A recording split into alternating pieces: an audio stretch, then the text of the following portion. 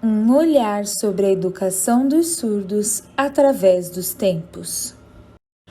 A história comum dos surdos é uma história que enfatiza a caridade, o sacrifício e a dedicação necessários para vencer grandes adversidades. Para que nós possamos entender e valorizar as conquistas da comunidade surda ao longo do tempo, precisamos conhecer sua história e principalmente entender como nós, ouvintes, atrapalhamos o desenvolvimento da língua de sinais. Nós, ouvintes, atrapalhamos? Lá no passado, sim. Vamos entender? Os surdos tiveram suas vidas direcionadas e decididas por ouvintes durante praticamente toda a história, desde antes de Cristo, sempre com o objetivo de fazer com que falassem e ouvissem. Os surdos também eram vistos em algumas civilizações como castigo divino, condenados à morte, e em outras como seres subnormais, com poderes, eram usados como mão de obra escrava ou mortos até mesmo pela própria família.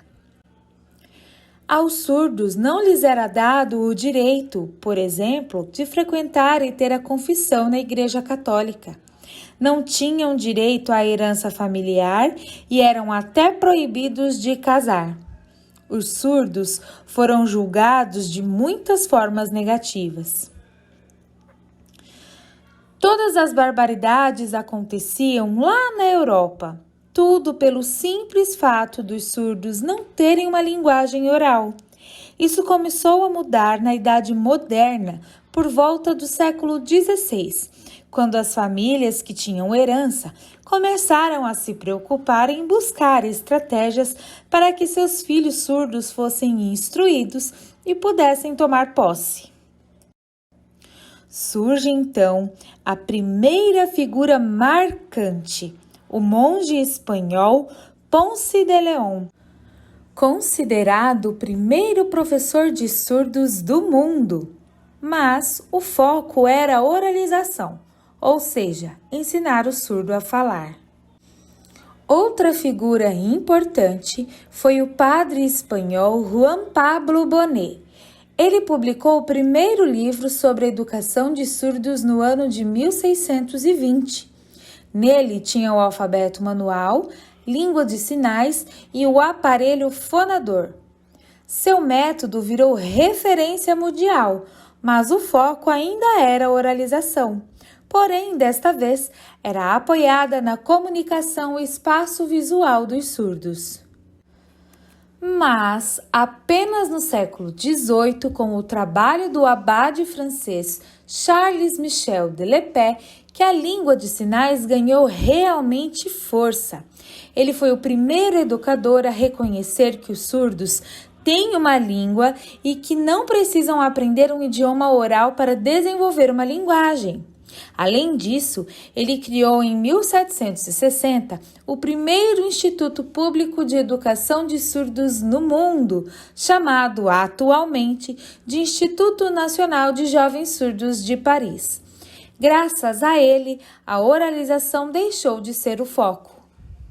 Outro marco importante foi a visita do americano Thomas Gallaudet ao Instituto de Paris em 1816.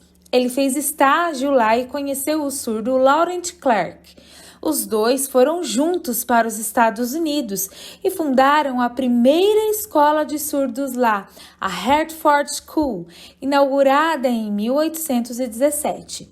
E com a mistura da língua de sinais francesas com os sinais dos Estados Unidos, surgiu a ASL, a língua americana de sinais. O filho dele, Edward Gallaudet, fundou a Universidade Gallaudet, a primeira universidade cuja língua de instrução era uma língua de sinais, e ela funciona até hoje.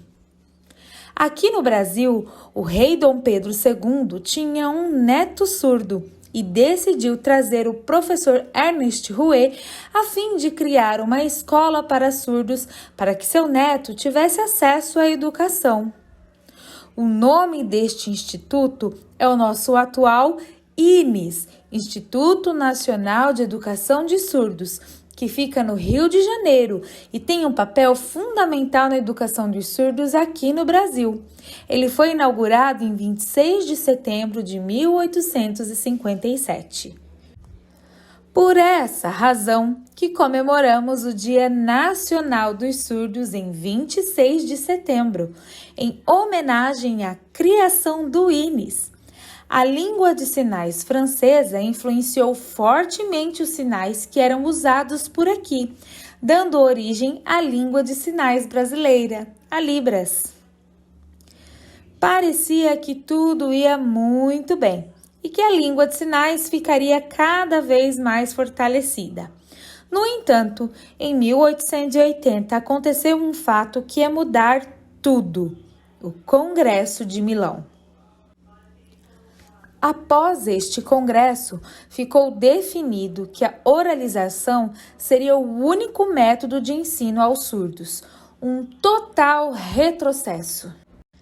Entre as filosofias de educação dos surdos existentes, a primeira que se destaca é o oralismo, que foi imposto no Congresso de Milão. Este congresso foi organizado, patrocinado e conduzido por muitos especialistas ouvintistas, todos defensores do oralismo puro. Lá foi votado que a língua de sinais estava proibida no ensino dos surdos, pois acreditavam que a língua de sinais atrapalhava no aprendizado da fala e no desenvolvimento do pensamento.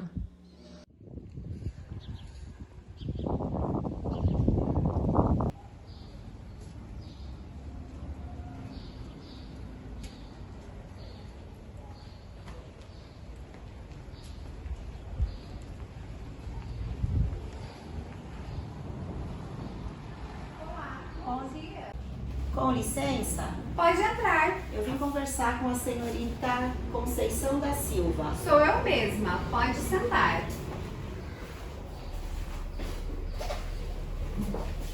Você é? Eu vim matricular meu filho João, falamos por telefone. Ah, sim, senhora Daiane? Isso. Ah, sim. Então, senhora Daiane, eu vou lhe explicar como funciona o nosso método de ensino aqui na escola. Nós trabalhamos com a oralização pura. Somos contra o uso de sinais e gestos para aprender a se comunicar. Por quê? Porque nós acreditamos que os sinais e gestos deixam a criança surda mais preguiçosa, com dificuldade de aprender a falar da forma oral. Que idade o João tem? 8 anos. Então, tá um pouco tarde. Aqui as crianças iniciam geralmente com 2 ou 3 anos de idade, mas nós faremos o possível para que o João aprenda a se comunicar. E sabe o que nós acreditamos? Não. Nós acreditamos na prática. Ele precisa treinar, treinar e treinar. Ele precisa treinar, aprender a falar de forma oral. Porque, infelizmente, nós vivemos num mundo de sons. E o surdo, ele precisa aprender a se comunicar com todos. Se ele aprender a falar com gestos e sinais, ele somente vai se comunicar com outros surdos. Aqui na escola nós não usamos sinais, então nós recomendamos firmemente que em casa vocês também não usem. Nunca, nunca, nunca. Ficou claro para você? Eu acho que sim. E se não ficou claro, tá tudo bem, eu lhe explico novamente. Agora, vamos levar o João para a sala de aula dele?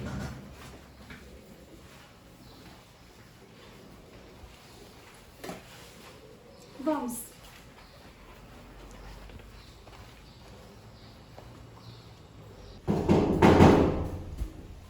Com licença, prof. Bom dia! Bom dia! Hoje chegou um novo aluno. Esse é o João. Bem-vindo, João! A sala de aula. Fica, você fica.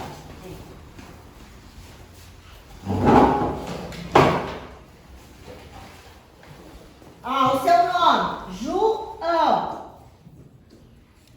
Vou te apresentar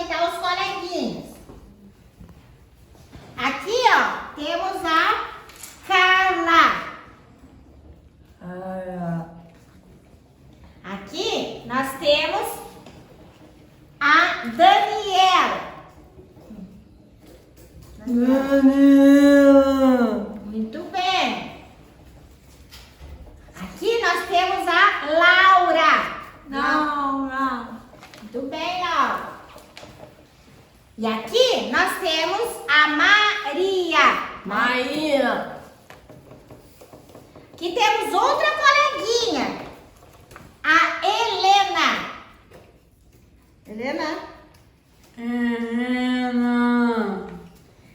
E a última coleguinha que nós temos é a Ana Paula.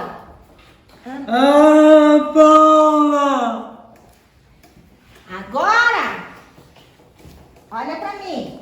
A professora vai te ensinar as palavras.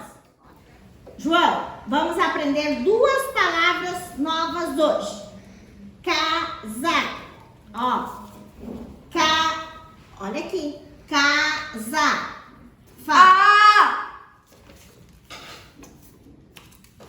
Agora, olha pra mim. Barata. Como que você escolhe? Para aí. Casa. Casa. Casa. Casa.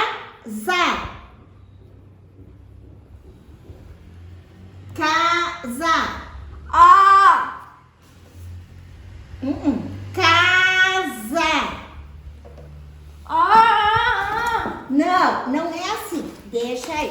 Para aí. Você vai pro cachorro. Não.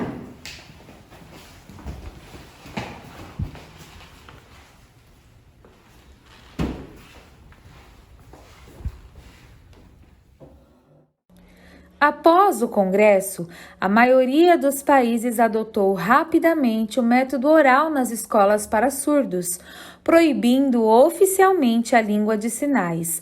Muitos professores surdos foram demitidos, decaindo o número de surdos envolvidos na educação.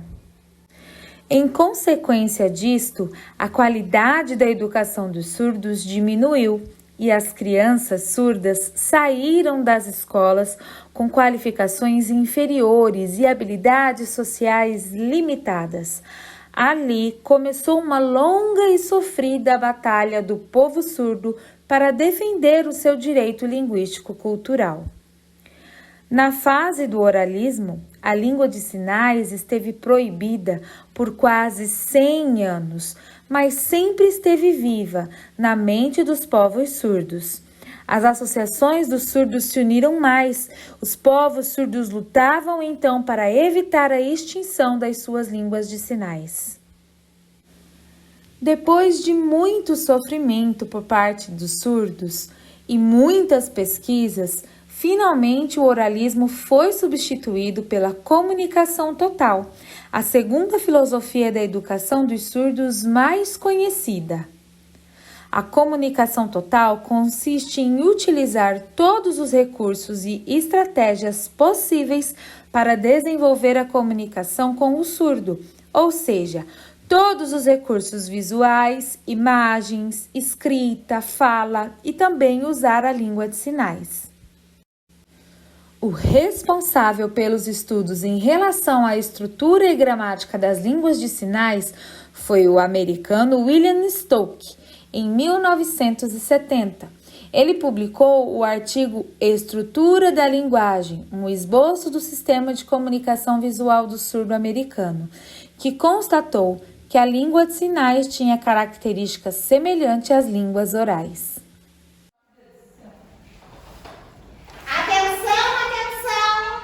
Vamos aprender sobre a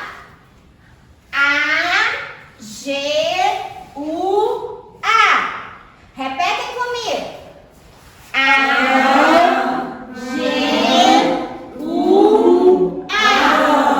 Água. Repetem comigo. Água. Muito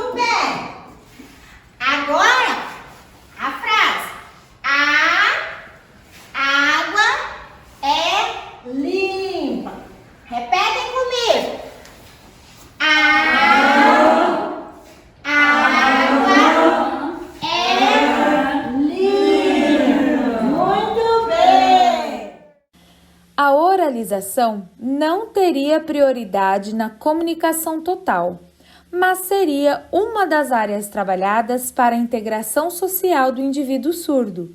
Então, as aulas eram ministradas de forma oral e gestual, mas a estrutura gramatical ainda é a da língua falada, ou seja, diferente da gramática da língua de sinais.